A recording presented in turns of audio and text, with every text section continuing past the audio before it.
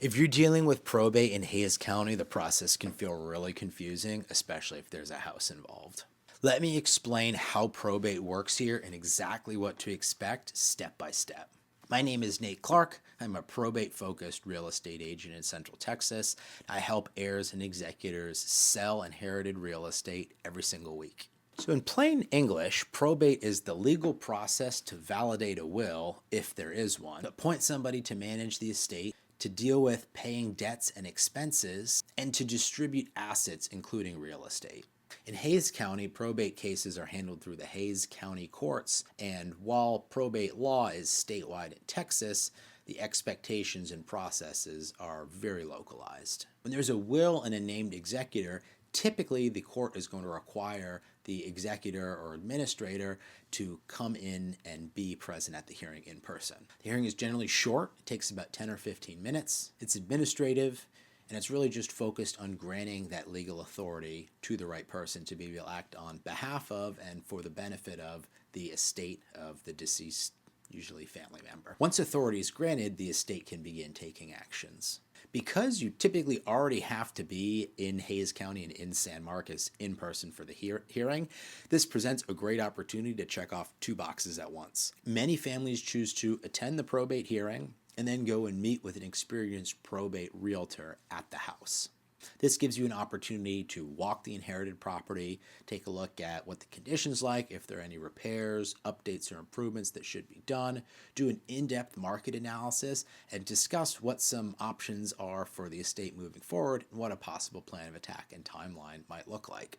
Handling this early gives families time to make decisions at the time that's right for them, as opposed to feeling like they're under pressure later on.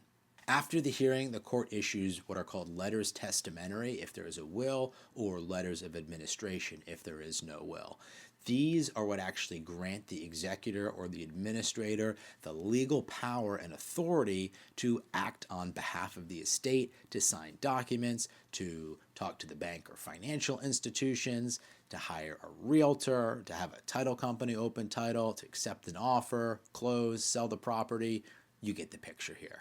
Now, without these letters testamentary or letters of administration, a house that's inherited cannot be sold in Hayes County. And what's important to remember is that you don't need to wait for probate to be fully completed before selling real estate that's owned by the estate.